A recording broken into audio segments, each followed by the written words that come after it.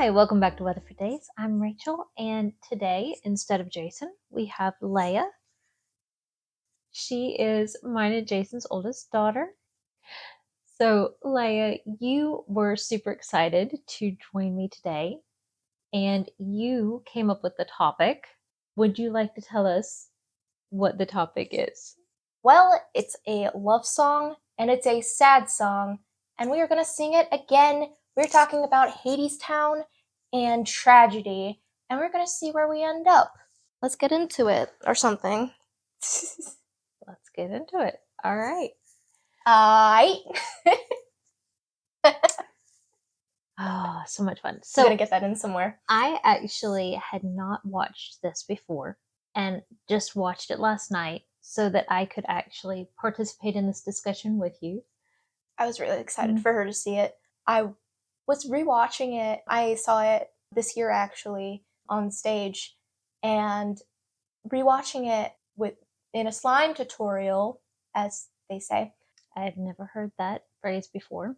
I guess I just showed my age or something. Okay, maybe I need to explain slime it. Tutorial. Word of the day. I mean, I know the word slime and I know the word tutorial. I'm not sure why a slime tutorial has anything to do with a musical.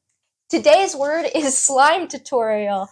Definition: it is a code word put into the description of a YouTube video so that people can search up slime tutorial or Hadestown slime tutorial or whatever music. Sometimes it's really interesting. It'll be like slime tutorial with a boy and a girl working on a song, something along that lines, so that YouTube does not take it down. So it is basically the equivalent of saying a bootleg, but it's yeah. Okay. Yeah. So typically it's really hard to actually go and see such type musicals, so a lot of people upload them even though they're not supposed to. Yeah. So don't do that. But did you know that Hadestown was actually in a bit of a scandal because of recording? But it wasn't. It was because one of the actresses, apparently on one of the big shows, she started yelling at a audience member because she thought that the audience member was recording, and it was actually a for a deaf device. No. It was like giving the lady the like subtitles. Yeah. So it was like an adaptive assistant type device. And so yeah, it was that was a thing. I didn't know about that. I know only the happy news. Like, did you know that the original actor and actress for Orpheus and Eurydice, they actually got married? Aww. I think this year, actually. Oh, that's cute. I don't know if they've already gotten married or just engaged, but yeah, so they got to make it out happy in the end. Aw, that's fun. Yeah. So, getting back on topic. Back on the railroad. If we're gonna make puns. You're gonna do this the entire night, aren't you? Just puns constantly. Maybe. Okay. All right. Well, so what is it that really impacted you about this? Because this is, you've said, it's your favorite musical, and we are a musical loving family. We've seen quite a few of them, but this one made a big impact on you. So what was it specifically that? The thing about this story is I knew this story long before I knew it had a musical, and I've loved this story. Out of every Greek story, it resonated with me, and I didn't know why.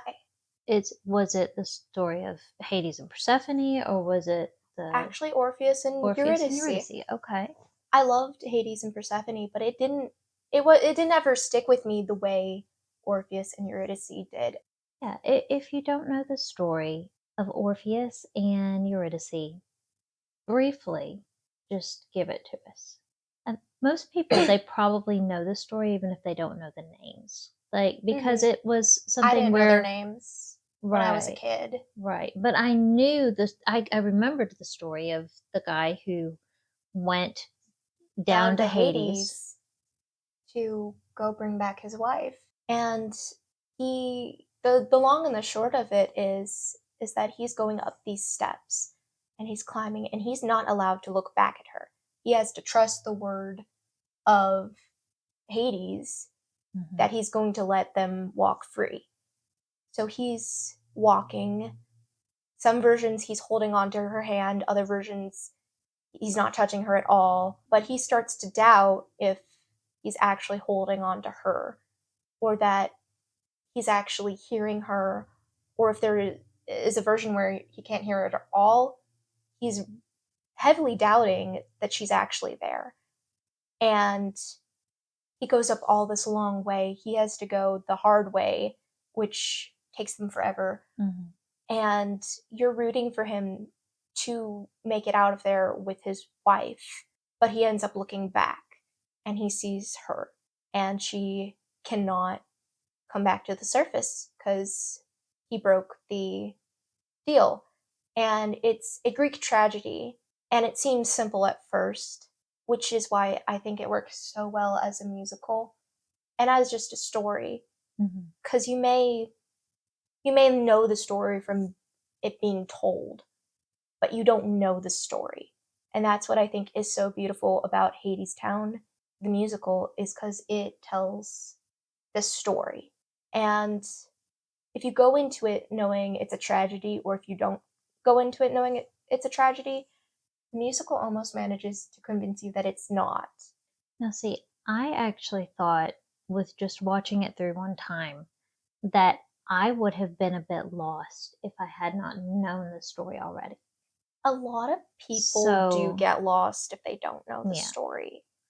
I feel like though that's a pretty common thing with plays is they can be difficult to follow. Just plays in general, specifically musicals though. If you don't know the story, it can be easy Mm-hmm. to just kind of lose like what is actually happening right now.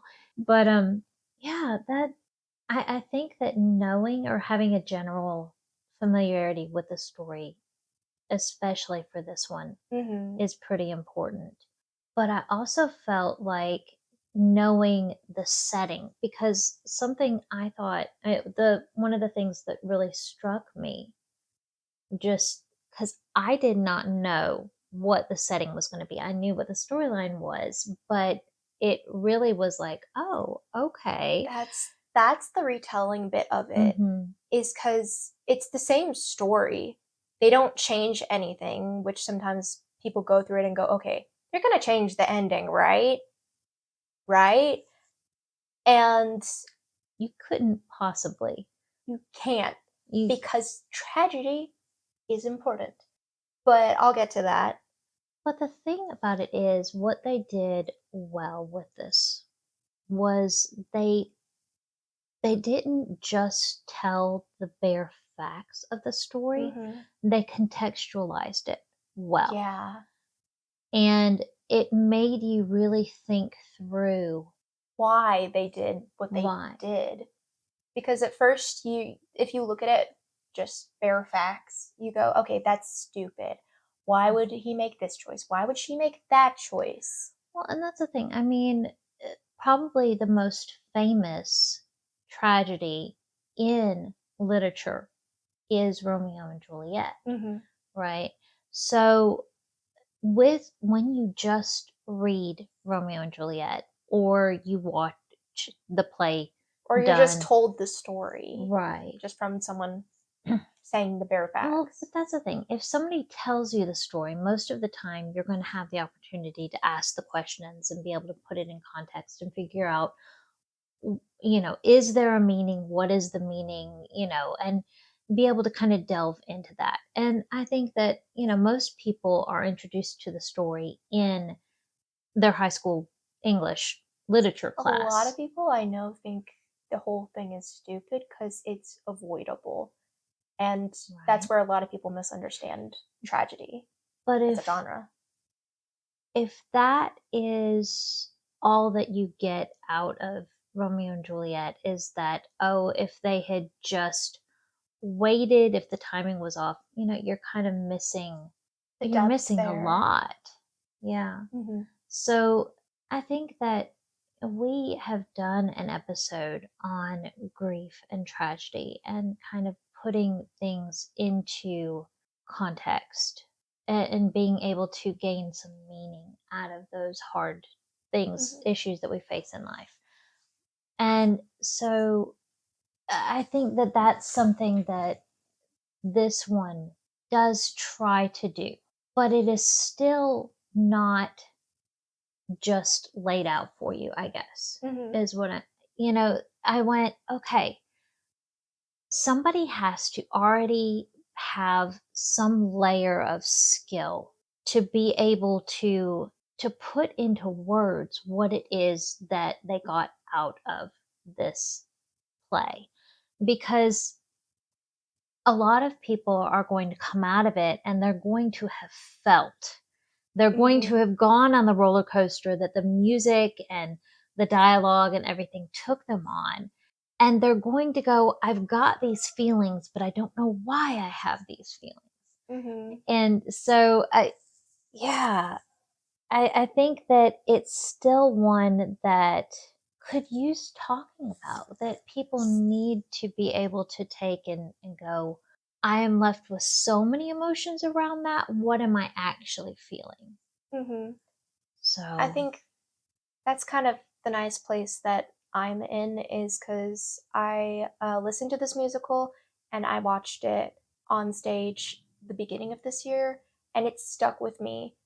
I hadn't seen it prior to beginning of this year, and I watched it because my best friend was like, "Hey, you want to go see this musical?" And I'm like, "Yeah, that sounds right up my alley."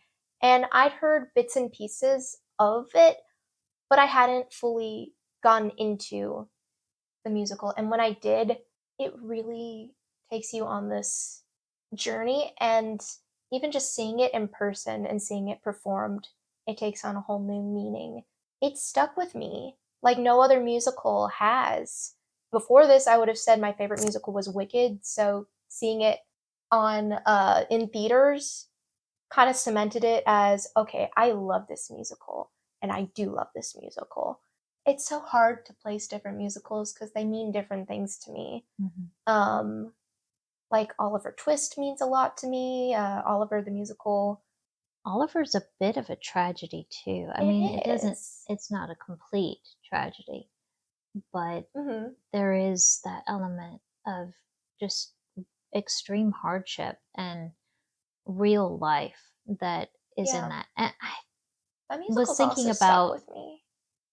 one of my favorite, well, probably my favorite musical is Fiddler on the Roof, Mm, yeah. which is, that's another one that you're seeing a lot of real pain and suffering and hardship that these people are going through. Mm-hmm. And it's a theme of, to me, more than tragedy, it's a theme of resiliency. Mm, Because I went, yes, okay, I know that Hadestown is technically a tragedy, but Romeo and Juliet is more of a tragedy to me because yeah. it's not contextualized.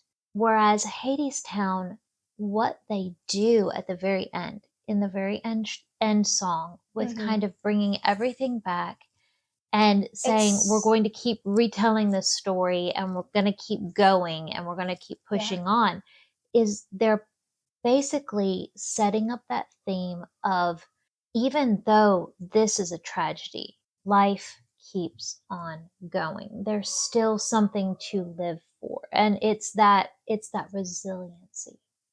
That's a very similar thought to what I was thinking. Imagine that. You and Yeah. I having similar thoughts. It, yeah, that's something that Hadestown does that's kind of unique, I think, in terms of being just an utter tragedy, because it is an utter tragedy. The way the musical takes you is it starts out with presenting you this also kind of unique genre of music. You don't hear it very much in musicals, especially modern Mhm. musicals. It's jazzy. It's got some improv elements.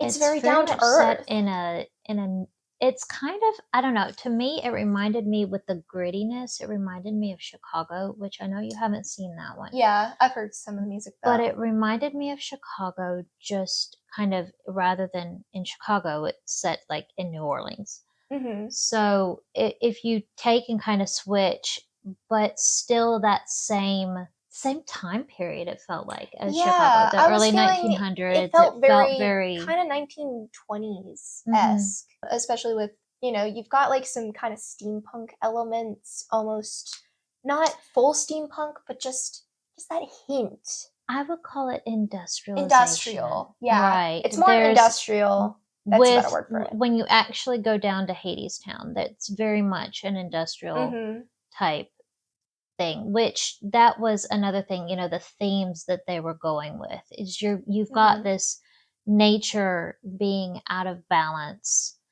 and you have, Persephone that's pointing out what Hades is doing in Hadestown is just Mhm. very unnatural, and he's bringing the electricity, and he's bringing the steam, and the Mhm. all of the machinery and stuff. That I thought that was a really interesting theme to weave in. Yeah. I mean, it makes sense with Hades, Yeah. because wasn't Hephaestus? Am I thinking the right person? Wasn't Hephaestus like, Yeah, he was god of the forge. right? But wasn't he connected to Hades? I don't remember. They might have been in the same sort I of have to look that up. area, but yeah, it's an interesting take on Hades is in general is that industrialization because a lot of people think of him as sort of the death god and contrary to popular belief, he's not the death god. He's the manager of the dead. Hmm. Um I can't remember the name of the actual death god, but that's irrelevant. The, like, the Grim Reaper figure. Yeah. There's also kind of a that's a little off topic, but there's also kind of an interesting parallel to Hephaestus and Aphrodite because they were wedded, but they were kind of estranged. Hmm. I feel like you see that a lot of times with the Greek myths. You had the gods and goddesses that were really paired oddly. Hmm. It does not make sense for Persephone to be paired with Hades. Those are Hmm. really opposites. The god of death and the goddess of spring and Yeah. life, or the, what is it? She's more of the harvest. Is she harvest or That's her she's spring? mother. Okay, her She's mother's harvest, she's springtime. springtime. And like the Yeah. idea of life coming again paired with the coming of death, or the manager of death. Which is an interesting thing. If you think about the story more in metaphor, it becomes more of a down to earth story. If Like, you think about it, they used the opposites of Persephone and Hades to, I feel like they did that with Eurydice and Orpheus. Orpheus. Thank you. And it's kind of an interesting thing because Orpheus is a lot like Persephone, where he is very hopeful and singing about spring, and with his song, he is able to create life and flowers. Whereas Eurydice is a lot more world weary, but it sort of switches. They kind of, but I saw a lot more real life examples with those two. I mean, they really took and created very believable, just people Mm-hmm. with Orpheus and Eurydice and what they were dealing with. You had Orpheus, who, yeah, his song brings life, but more so than that, the thing that made him not compatible with Eurydice. It's like, yes, they fell in love, but they weren't a good pairing. because what she craved and needed the most was security. She needed someone to just be there for her. She needed someone to give her the only thing that she had been seeking after her entire life, which was just somebody there with her, bearing the load with her. And he was a dreamer. And she didn't believe in it. Actually be there. And I mean, I think the reason that they fell in love was that she saw something in him that she didn't have at all, that she was missing. It was hope, but it was also a dream. She'd never been able to dream because she was so stuck in survival. He had his head in the clouds with this lofty, and they described it as touched by the gods. And that's something that you see a lot of times with the artist, the starving artist that has a literally dream that is bigger than himself. Yes. But they really did give him a character that I've seen this character in so many stories, books, movies.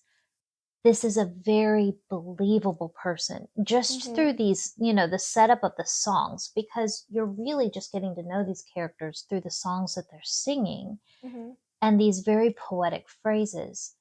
So, but they really sculpted his character in a way that was believable, and you really saw Eurydice and what she was needing and what she was asking him for. And you could tell from the very beginning that they weren't well matched, that there was going to be, and I mean, to me, the biggest tragedy that happened was that she's sitting there going, I'm hungry and I have to go out and provide. I need you with me for us to go looking together. And it's heartbreaking because he really thinks he can do it. But he's working so hard and he's isolating himself, which is a mirror to Hades as well. Is that they've got that parallel that you could see them relating to both. To me, I don't know that I agree with you on that. Yeah. I kind of see where you're coming from, but I feel like Hades was very much in control and Eurydice was very much not in control. And when you take those things and you take someone who has never had, it's possible that Eurydice could become someone like Hades.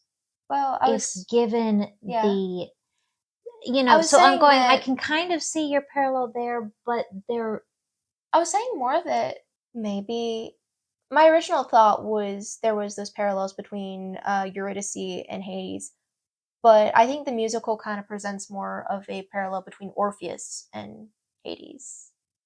Okay. So I was kind of rethinking that. But I agree with you. They both kind of had this dream of making things bigger. He wanted to create this city because he wanted that control and he wanted to make something that Persephone would stay for. And Persephone, she wanted the good things in life. I don't feel like they made Hades relatable at all. I related to Persephone. I could relate to Eurydice. I could relate to Orpheus. I could not relate to Hades. I did not really understand what his motivations were. It doesn't have as much time.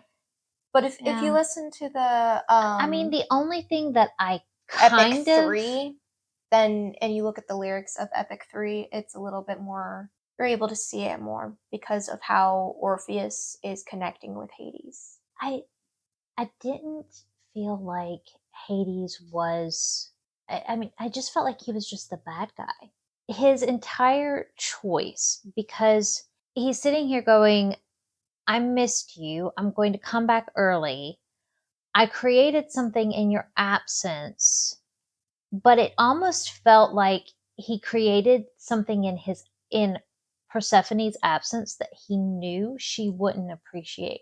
She came back and she's like, this is wrong. This is unnatural. And he's just like, okay. Well, if you don't appreciate it, and I'll find someone who will. Yeah, I'll find someone who will. But he had already taken notice of Eurydice when he came to get Persephone. Mm-hmm. So you're seeing that he saw something in her that he recognized and knew he could exploit. At first, I thought they were going to take it somewhere like she was, like that he was actually cheating on Persephone with Eurydice. Mm-hmm. But there's kind of a romantic undertone. There is, but they didn't actually go there because you saw very quickly, he just wanted another laborer. Mm-hmm. Just like all the rest that he already had. And I think that was probably my biggest fault that I found in the play, was that they made it seem like he noticed her in a romantic way, and that he actually went back to get her to spite Persephone. But then that just got completely dropped, that entire thread. And it was like, they kind of made it where it's like, oh, go behind these closed doors. And, she just signed the same contract where basically she signed over her soul for protection that everybody else did. There was nothing romantic or special about her in any way. Mm-hmm.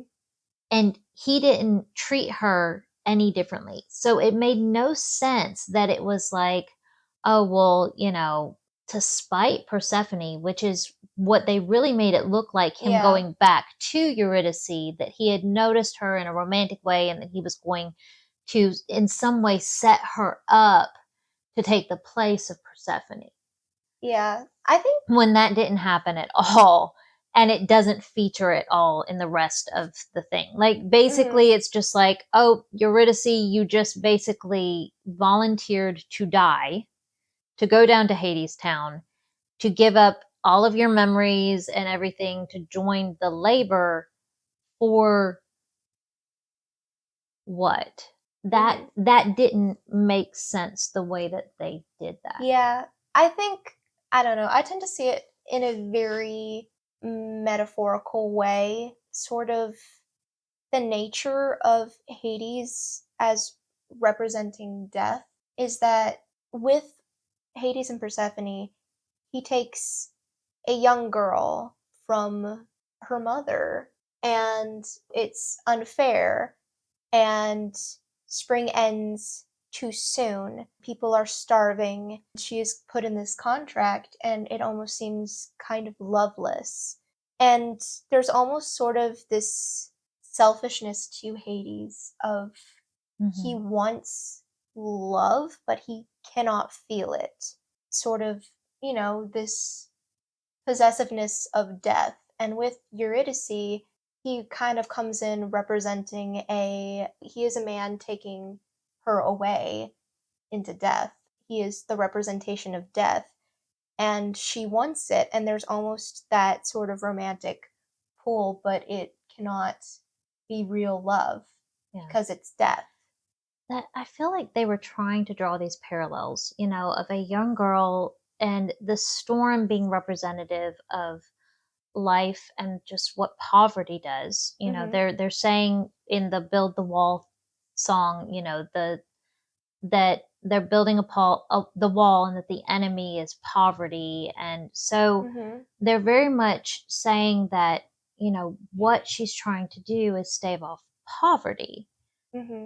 So what to me would make sense is if a man is approaching a woman that is basically been abandoned or neglected by her husband, and she's doing something that she's kind of entering into, like it almost seems like she's selling not her soul, but that the parallel would be that she's selling her body, that she's going into prostitution, that would be the security that she's gaining. She's doing something shameful in order to give herself that, protection and a meal and a safe place to stay and that kind of stuff.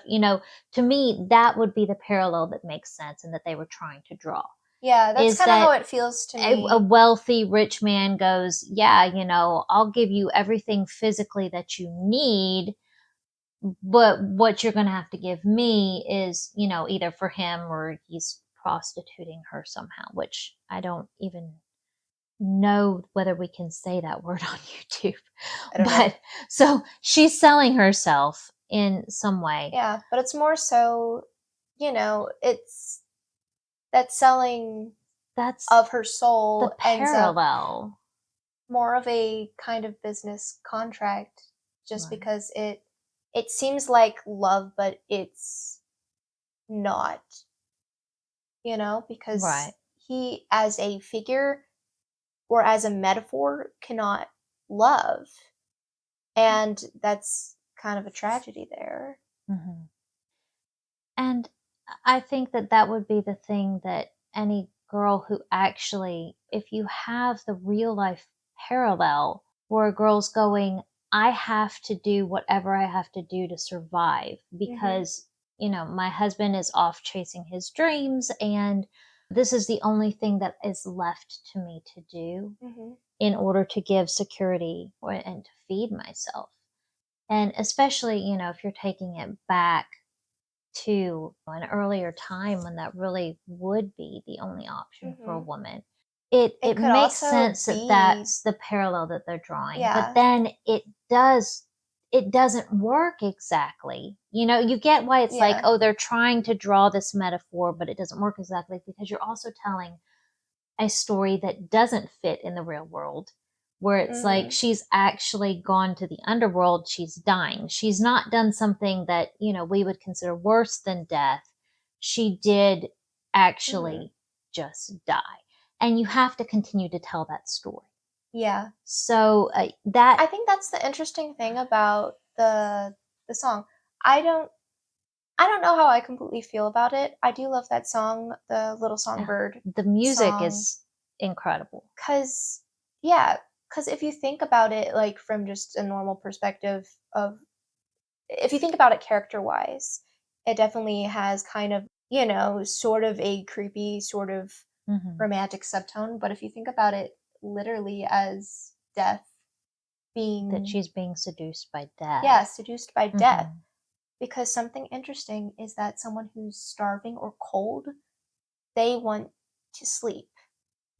And usually falling asleep, especially in the cold and the snow, ends up just killing you. Which there is a lyric in there, I want to lie down forever. I would much rather it have not had, like, that my brain hadn't been going to the other. Yeah. Then, I would much rather it just have been a much cleaner metaphor. That it's like she actually is approached and tempted by death and she just gave in to death. Yeah. That would have been a lot cleaner metaphor. When I went, because I'm going, I think this is where they're trying to go here. It gets a bit muddied. And to me, I went, I don't even, because it doesn't work fully, I'd rather just be able to keep that a clean metaphor and tell the story the way that the story actually happened. Because that's where we have to go regardless. So, when I actually just kind of went, get that out of my mind, then it was like, okay, I'm back in the story and I can now continue on with it. Yeah, I think that's the muddiest metaphor they have for sure. Otherwise, I think the metaphor of the whole entire thing. Yeah, I mean, I thought that the industrialization, the themes of nature against machine, the themes of trying to escape poverty through just this mindless drudgery, and the fear, the themes of like, we're going to build this wall against poverty, but in the reality is they're just kind of losing themselves. You're building a wall over your heart. Right. And I mean, I think that there's a lot that can be very relatable to Mm-hmm. people in a lot of different areas and things that they're going through in their life, which when you have something like that, you don't exactly want things to be completely spelled out for you. You want it Mm-hmm. to be nebulous enough that whatever people are going through, they can see that there. Yeah. That's one of the beautiful things about music and about poetry is that there's there's layers to it to Mm-hmm. unpack. And whatever you're going through, if you're in one place, it may speak to you in a completely different way than, if you come back to it in a year or two and you're dealing with a completely different thing, Yeah. and it can then really touch you in new ways Mm-hmm. because there's it's the language of emotion. It's the language Mm-hmm. of heart and of love. Is you're getting through music Mm-hmm. something that's really, yeah. Something I want to unpack Okay. is why this particular story is a tragedy and why it needs to be a tragedy. Okay. Because we've talked about, the metaphors and how it's very relatable Hmm. and how it's very grounded in earth is while also being an epic, a grand story, and it really develops that. And usually, when something goes into that much detail and it develops it so well, and you relate to the characters and you think about the metaphors, you want to see how they resolve it. And when a tragedy comes and a tragedy stays, you are sitting there at the end of the story and going, why? Why does it end in tragedy? Hmm. And I have my own thoughts on this, but do you want to share first or should No, I want to hear what your thoughts are. I? Okay. I have thought a lot about the purpose of tragedy, and especially regarding this musical, because a lot of people I've seen it with or talked about it with, they have the perspective at the end of going, well, why did they keep it like the original? I wish they had done this. I wish they had done that. And of course, they love it, but there's a deep sense of regret and of going, this isn't how it ends, right? When you come to the ending of the musical, to the song Doubt Comes In, Hmm. and you take these characters who you've been building up, with Orpheus being very hopeful and positive, and he has been broken down. He's fought through Hades to get back to his wife, and he has had to face, why me? Who am I to have her? Who am I to rescue everybody? What am I? Why am I the hero? Hmm. And Eurydice going, I lost hope in him because she's seen how the world is and he knows how the world could be, and that butt heads, that's why they separated. And she's seen him fight through this and come back to get her, and she has regained this hope, and she has told him, I am waiting for you, I am coming, and we're going to make it out of this. And he's told her, I can't give you what I promised you, but we're going to get out. And she trusts him.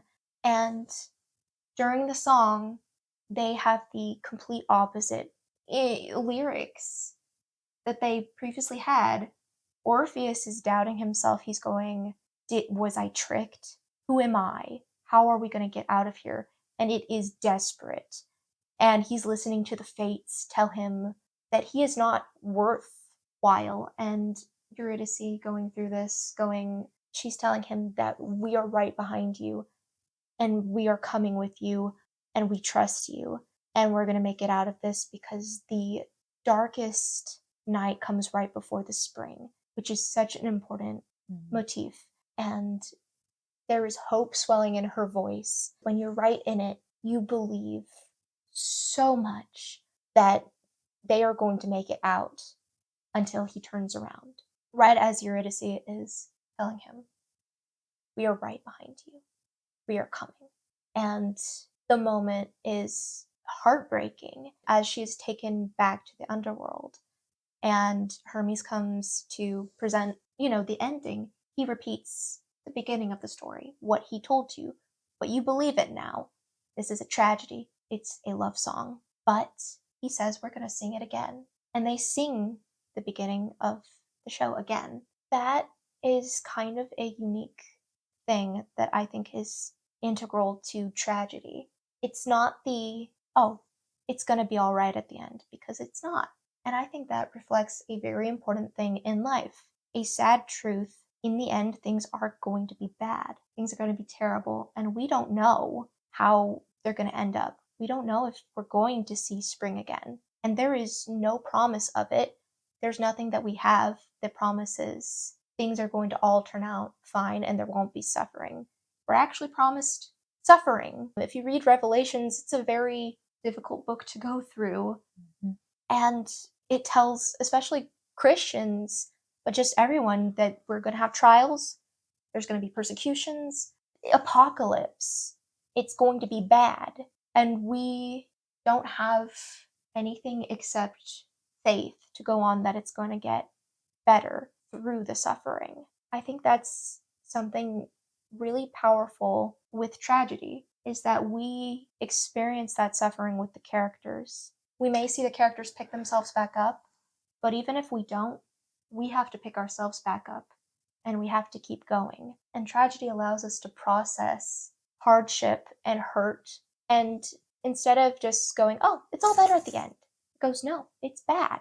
And we hold these feelings and we turn off the movie or we put down the book and we go, this hurts, but I'm going to keep going because I'm going to keep hoping. Even if the way the world is bad. It is bad. We're in a messed up world, but there is hope, because even against all odds, we know there is catastrophe, but there is a chance, and we have to put our faith in that chance that a eucatastrophe, as I love that word. I think I've said that word, but it's a word coined by Tolkien. It is the unexpected and gloriously impossible and all-consuming happy ending. A eucatastrophe cannot exist without catastrophe. Mm-hmm.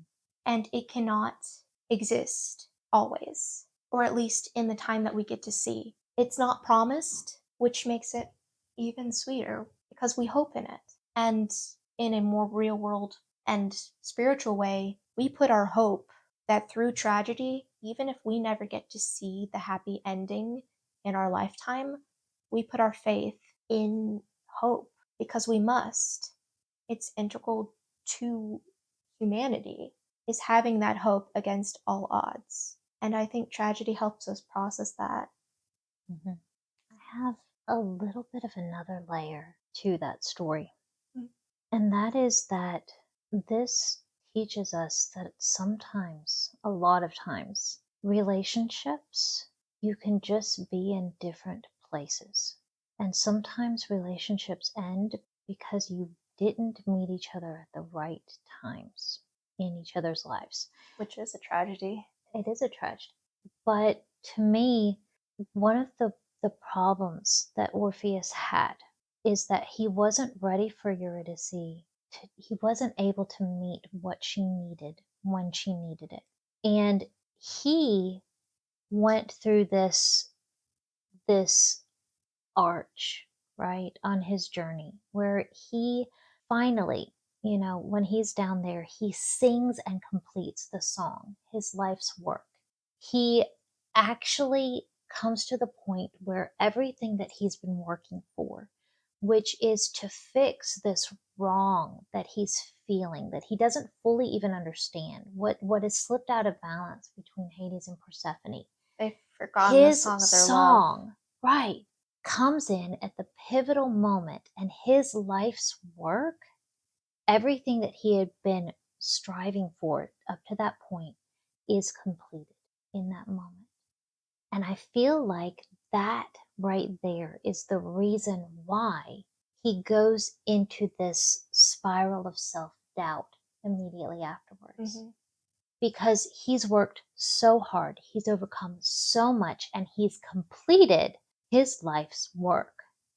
And so many of us get to that point where we have this huge moment of victory, and then all of a sudden, we don't know who we are or what we're doing anymore. And I feel like that's what the problem was, is he went, And that imposter syndrome too. right, it's that imposter syndrome of him going, I don't even know who I am from this point forward. I don't know what I'm going back to. What am I going to do? I'm leading her back. Leading But all of who them. am I? Mm-hmm. I can't, everything that I've been striving for is already done. What am I even doing now? So, whereas he had proven himself to Eurydice, and she goes, see, you've completed it now. And he had said, I'm going to just be with you. And she's going, that's all I need. That's all I want. He went, but I've lost the integral part of who I am that gave me a purpose and a meaning, because I no longer have this to work for. He lost the thing he hoped for. Right. And he doesn't have that hope was driving anymore. him. And though he probably will, continuing on, he'll be able to regain that and figure out another purpose and another place. He had lost it in that moment. He wasn't able to do and to be who she needed him to be ever. They were traveling at they were in different places in what their needs were. He, in a sense, he did provide her with what she needed in the end, but he lost it himself. That hope. She never saw how the world could be, and at the end she did. She saw it in him, and she finally started to believe him. And that's what drove her away too. So he helped her, but the thing is what she needed from him was complete. And in that, it's like, it's the tragedy, but to me, it was the greater tragedy for him, because he didn't get to complete his journey and figure out who he was with her. Whereas she had that with him. He completed for her what her journey was. And she could rest. She had come full circle. She had learned the lesson that she needed to learn. And she could go back down feeling complete. And I think that she did. Yes, she didn't get to continue what she needed and to continue that life with him, but they were in different places at different times. And I think, to me, that was the underlying message, was this, everything that you said, but the other layer, not the underlying message, but another layer that I got out of it was just that sometimes relationships are like that. Sometimes you get second chances with people. Sometimes you continue to be able to walk through, even though you're learning different lessons at different times. Sometimes you get to make it work. Sometimes you don't. But for Orpheus, his journey, because his life goes on, he made it back. He will most likely find someone else. And for a new person, the hope is that he will have learned enough, that he will have journeyed enough, that he will be able to now meet someone else's need. Whereas before, he hadn't matured enough, he hadn't learned enough to be able to give to someone else what they needed. He was still a little boy in a lot of ways. Yeah. He hadn't matured into a man. So there was that, just the incompatibility between them, that you want to see it work, but they weren't the right people for each other at the right time. And that's unfortunately a tragedy that does and has happened for many people. A lot. So even with kind of the other layer, I think that I love what you said, but just to kind of wrap up, what makes a tragedy a good tragedy? What do you think? I think it's the hope, and I think to have a good tragedy, you need to have a hope that it will end good. And you need to be keeping that hope, even if it ends bad. You need to be able to, I guess, as I said, to stand up, walk away, to hold it, and then to be able to let it go. Sort of I think to do the next me, right thing. one of the things that is always something to remember is that a lot of times tragedies can be put into perspective. And that's that there's a bigger story. Because a lot of times the hope doesn't come from looking at the small pieces. Because you go, that's it, that story's done. Mhm. But when you look at the larger picture of, and that's what Hadestown does at the end, Mhm. it zooms you back out and it says, we're going to keep retelling this story, but it gives you the hope because there's this feeling of it's still going. There's still stories to be told. There's still, people can learn and people can grow and people continue on. It's that idea of resiliency through tragedy and life going on. A Mhm. lot of times you'll see in stories where it's just you see a complete devastation, you see, just everything burned out or gone, and you see, it zooms in and you see a new, like a plant starting over again, coming out of the dust, and it's that idea of life carries on. Mhm. And to us, we can always look at, we know that even though the small story ends, that the one who holds the larger story in his hands Mhm. has already told us the end. And he's already, we know it ends in a beautiful place. We Mhm. know that every tear is dried, that every sorrow is gone, that it's all okay in the end. Mhm. It always ends with hope. Mhm. We end up walking through the valleys and the mountains, and we keep going, and there's that cyclical nature Mhm. that the musical does really well. It starts with telling you exactly how it's going to end, a tragedy, tells you what it is. It's a love song, and it tells you the message at the beginning, and it reiterates Mhm. at the end. It's the whole notion of singing it again, that we must keep singing in the dark times, in the light times. And the nature of spring versus winter is that we know spring comes after winter, and after spring is winter again. Almost I think that it has that in common with my favorite musical, which is Fiddler on the Roof. And yeah. just the idea that even though, for them, they were having to leave Hmm. Anatevka, that life carries on, Yeah. that there's still an ongoing story. And Hmm. that is what I think every good musical, every good play, every good tragedy Yeah. does, is it duplicates real world, real life Hmm. in saying it's the end, but it's not the end. Yeah. And I think I'll end off with this quote, as I think that we always need to carry with us. Quote, the coldest night of the coldest year comes right before the spring, and to hold on to hope, and to hold on to the way the world could be rather than the way it is something that I think Orpheus and Eurydice imparts on us, Mhm.